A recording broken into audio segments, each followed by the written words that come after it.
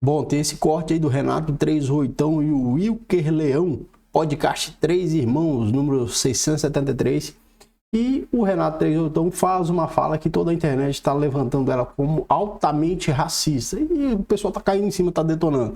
Eu quero trazer esse corte aqui, eu localizei aqui, esse aqui é o original, né? O vídeo lá no canal do podcast Três Irmãos, pra gente ver esse pequeno trecho e a gente fazer uma reflexão aqui a respeito de que a gente deve falar qualquer coisa, né?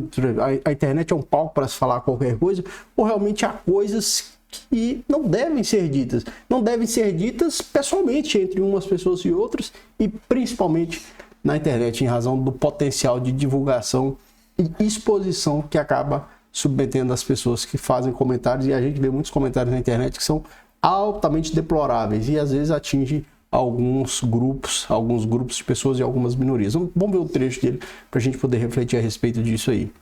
Tá querendo que eu faça plano, mas é amanhã que eu vou gravar com 8 horas com o Glauber, 8 horas. E o Leão horas. vai... Como é o debate, Leão? Você vai debater mesmo se teve escravo branco e negro com o cara ou não vai? Ah, se o cara aceitar, tamo aí pra debater história da África e qualquer assunto dentro disso. É isso, porque história da África pode ser um monte de coisa. Eu queria ver um debate de se houve ou não escravas sexuais brancas no Brasil. Se houve ou não dos senhores de escravos negros, que isso é amplamente documentado. Negócio de, é isso. Se o negro foi perseguido, os caras vão sempre levar pro emocional. Eu queria ver esse cara discutindo o fato, né? Hein, Leão? Hein? Exatamente. Porque qual que é o fato? O fato é que nunca houve uma lei racista no Brasil antes da Segunda Guerra Mundial. Existiam escravos brancos e existiam senhores de escravos negros. Inclusive tem em São Paulo... Senhor de escravo negro? Tem senhor de escravo negro? Já ouviu falar? Dezenas de senhores de escravo negro. Tinha cemitério... Chica da Silva era negro ou era branca? Negro. Tinha quantos escravos? Caralhada. Inclusive tem cemitério em São Paulo das escravas sexuais brancas de olho azul. Você nunca ouviu falar em polaca, não? Os caras iam lá, ofereciam a dote e diziam, não precisa me dar um centavo, só dei a passagem que eu vou levar ela pro Brasil. Chegava lá e vendia como escrava sexual, não é isso? Caraca, O cara fazia 3, 4 vezes polaca isso. É a Constituição polaca, né? Isso polaca era o sinônimo de prostituta, né? Era da escrava sexual, uma loira azul, que os caras branca, prostituíam no final da monarquia. O cara ia lá buscar pra ser escrava. Um ponto que a gente tem que sempre ter em mente é o seguinte, né? Essa questão racial e a questão da escravatura no Brasil, o que precisa ser levado em consideração é o seguinte: de fato, houveram outras pessoas menos escuras que foram escravizadas, mas somente foi escravizado em razão da cor da pele. O critério para identificar se uma pessoa era escrava ou não era as pessoas negras. Então, quem foi escravizado em razão da cor da pele, não em relação ao aspecto social, mas em razão da cor da pele, foram as pessoas negras e os indígenas, evidentemente. Trazia pra cá e... E por que ninguém fala disso, mano? O que aconteceu? Por que Quero ver o debate. E as dívidas, doutora? Como se... Peraí... O YouTube o que tem é anúncio. Os caras documentados e tal, não é isso? Não, então é com o Jones? Essa que é a pergunta interessante. Por que ninguém Jones fala Manuel, sobre será que isso? ele Como era a vem? lei do Brasil há 200 anos atrás? Se você devesse dinheiro e não pagasse, você se transformava como? Tá na Bíblia, não é isso? Como é o devedor insolvente da Bíblia? Ele vira o quê? Um pecador. Não, ele vira escravo, não é isso? É verdade. Essa era a lei, porra, nesse país há 200 anos atrás. Branco ou negro, se você não pagasse sua dívida, virava o quê? Um escravo. Escravo. E aí tinha vários escravos brancos. Sei lá, cara, mas eu acho que... inclusive. Aí a cota racista agora vai tirar a vaga do descendente do escravo sexual branco pra dar ao senhor de escravo negro. Em Salvador, é amplamente documentado mais de 10 senhores de escravo negro. Às vezes o cara tinha título nobiliárquico da África e tal, e tinha casa em Salvador, não é isso? Caralho, eu vim aqui administrar Quem vendia os escravos pro português? Era o escandinavo que vendia o escravo português? Hein? Quem é que vendia o escravo português? Era o escandinavo? Era quem? Senhores africanos. Quem é que ia entrar lá no Congo pra capturar os caras? Como é em Guiné-Bissau, a zorra toda? Era o dinamarquês? Era o... Como é era o cara que... Sim, e é claríssimo tudo isso porque a partir do momento que Portugal mesmo quis evoluir o pensamento para acabar com a escravidão, os senhores de escravos ali do Congo foram contra. Foram eles que não queriam. Portugal quis, em dado momento, acabar com isso de maneira pacífica ali, conversada com os senhores africanos mesmo, e o rei do Congo era um exemplo disso. Não, o nosso império e ele era contra tráfico. isso. O Império Brasileiro proibiu o tráfico, não é isso? O Império Brasileiro proibiu os idosos serem escravos, teve a lei do ventre livre. Inclusive, um dos grandes motivos do Império ter acabado foi a revogação de propriedade. Aí que a escravidão acabaria de qualquer maneira em menos de 40 anos, não é isso? Sim. Já não tinha lei do ventre livre há mais de 10? Nossa, já tinha a lei do sexagenário, não é isso? A escravidão acabaria no Brasil antes da Segunda Guerra Mundial, velho. sem revogar a propriedade de ninguém. E talvez essa chaga da República não tivesse chegado até a gente, né? Sim. Irmãozinho. Rapaz, você já ouviu alguém publicamente dizer que a Lei Áurea pode ter sido um grande erro, velho? Eu tenho medo disso aí. Não, mas a escravidão já... Aí já dá pra ver que os caras, na verdade, já estão altamente intimidados com esse tipo de conversa. É evidente, a gente vai entrar no último tempo, mas é evidente, meus caras, que tem coisa que se você pensar ela, não tem problema, né? Tá dentro da sua cabeça, que continue lá. Agora, você não pode externalizar qualquer coisa, né?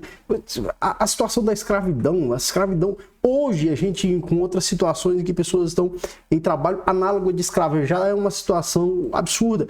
Mas como imaginar, como pensar, como supor, né, o que os seres humanos, todos eles que foram escravizados, passaram durante o período em que eram escravizados, né? Então, tem tipos de assunto que, assim como aquele monarca que fez comentários a respeito do nazismo e dos judeus e acabou sendo cancelado na internet, porque tem coisas que não dá para ser dito. Eu vou te falar por quê, eu vou te dar um exemplo prático que você vai entender. Presta atenção. Eu sou professor de Direito Penal. Direito Penal é processual penal. E alguns semestres eu acabo lecionando a disciplina que a gente chama de Direito Penal 4.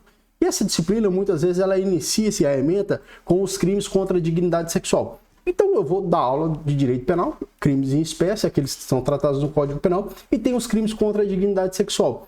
E sempre que eu começo essa aula, eu falo o seguinte, pessoal, aqui a gente tem que ter uma atenção muito significativa. Por quê?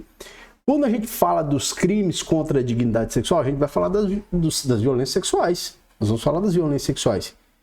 E você já parou para imaginar que às vezes você está tratando da violência sexual de forma objetiva, observando a legislação e citando exemplos, e tem um aluno ali ou uma aluna que já sofreu uma violência sexual?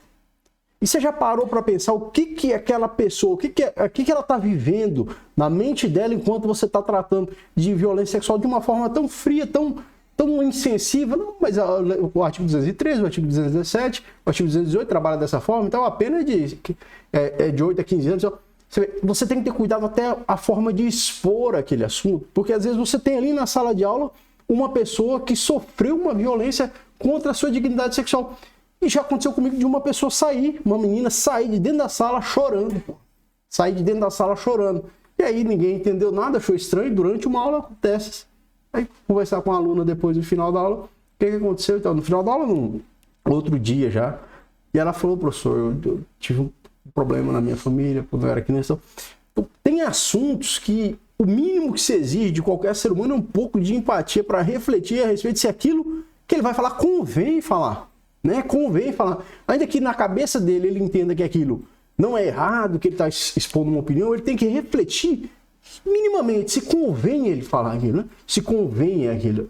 E isso é muito importante que nós consigamos desenvolver um pouco disso, um pouco de empatia, para entender que tem coisas. Veja, pega esse exemplo que eu citei dos crimes contra a dignidade sexual numa aula de crimes contra a dignidade sexual, que você tem que ter um cuidado para expor aquele assunto. Assim como quando você vai falar, por exemplo, de um crime de trânsito, homicídio culposo da direção de veículo automotor. Às vezes tem um aluno lá que perdeu um ente querido, vítima de um bêbado embriagado que atropelou uma pessoa, que matou, que capotou um carro, bateu. Então você tem que ter um cuidado para expor certos assuntos da forma mais personificada. É mimimi. Não é mimimi, meu patrão, não é mimimi. Isso aqui é um mínimo de empatia que se espera de um ser humano para com o outro, tá? Vamos terminar de ver aqui essa fala desse sujeito. Ia acabar, porra. A escravidão já ia acabar. Não É. podia importar escravo. Quem nascesse não era escravo. Fizesse 60 anos Já não era não escravo, era não é mais. isso? Não entendeu o que eu tô dizendo? Ia ser gradual. Aí a Sim, mulher chegou e disse 50 assim: anos olha, acabava. toda a sua propriedade agora não vale merda nenhuma. Então, toda a sua propriedade, se o cara parte do pressuposto que aquilo era legítimo. Porque a legislação estava... Não era legítimo. Não era, nunca foi legítimo. Foi imoral. Foi violação aos direitos humanos que sempre existiram. Agora foram consagrados, mas sempre existiram como direitos humanos, como direitos naturais das pessoas. Vida, liberdade. Não são os direitos mais imprescindíveis que nós temos? Não se pode supor que foram legítimos. Sabe quem disse isso? As pessoas que foram condenadas pela prática dos crimes que cometeram durante o período da Segunda Guerra Mundial, que diziam e queriam argumentar que agiam conforme aquilo que era legítimo dentro do estado em que eles viviam, mas não era, porque violavam normas que devem ser compreendidas como universais, que são os direitos naturais, os direitos humanos. O proprietário de escravo fica feliz com a monarquia? A monarquia não existe pra manter a porra da relação natural, pra garantir seus direitos? Como é que ela revoga sua propriedade sem indenização, porra? Hein? E aí a Lei Áurea... Aí todo mundo já sacou aí que o cara deveria ter cortado desse assunto, né? Então, todo mundo fica quieto, nitidamente intimidados, porque eles não querem se comprometer com esse assunto, que eles sequer deveriam estar tratando dessa maneira, e eles ficam intimidados. Visivelmente eles ficam intimidados e se calam, nem contra-argumento, pelo menos esse trecho que nós estamos assistindo. Foi um equívoco, então. Rapaz, foi uma lei que violou direitos de propriedade estabelecidos, que trouxe insegurança jurídica e impopularidade à Casa Imperial, não é isso? Trouxe popularidade e revogar a propriedade das pessoas? De forma nenhuma. Hein? Não tem como, né? Até porque a propriedade é um olha, bem... se amanhã o governo disser, rapaz, a distribuição de terras no Brasil, ela foi justa ou injusta? Injusto. Então pronto, vamos acabar a propriedade de terra nesse país, a gente vai fazer igual a China e leiloar a merda toda. A maioria das pessoas vão até considerar justo, mas qualquer um que tem um pedacinho de terra vai ficar puto, não é isso ou não? É mentira o que eu tô dizendo aqui, Leão? Não. Quem tem uma casa vai dizer, vai se fuder, a casa é minha, não é isso ou não? Você tem... Pra mim, eu vejo ele legitimou aquela situação sob as condições legais que existiam, mas está errado. As condições legais que existiam eram ilegais, porque elas violavam normas que são anteriores ao próprio direito positivado, ao próprio justo positivismo, né? A violar os seres humanos como eram violados nesse período de escravidão. Independente se escravos em razão da cor da pele ou em razão de questão social. Mas eram escravos. E essas normas não eram legítimas naquele momento histórico, nem são legítimas hoje e jamais seriam, porque elas violavam os direitos que são inerentes a qualquer pessoa humana, que nesse momento histórico estavam sendo violados. Tem que, revogar a propriedade do vizinho, não é isso? Como é aquele comunista que tem 2 vacas, não é isso? Como é? Não tem essa conversa? Como é? Qual que é a conversa da vaca do comunista? Qual que é? Como é? Se você tivesse duas vacas, você dividia a vaca comigo, dividia, não é isso? Se você tivesse dois bois, você dividia. E 2 galinhas não, porque eu tenho 2 galinhas, não é isso ou não? Não tem essa conversa? Não? Eu tenho, então eu não divido, não é isso? Tem que dividir o do outro, não é isso? Não tem essa conversa, não é isso? Ele divide o que não tem, o que tem. É leviano, né? É leviano o trato com esse tipo de assunto. E é como eu citei para você, como professor de direito penal, eu experimentei na prática como a gente tem que se conter diante de determinados assuntos e saber expor aquele tema com muito cuidado. Eu já tive aluno que teve filho que foi vítima de homicídio culposo na direção de veículo automotor por uma pessoa que estava bêbada.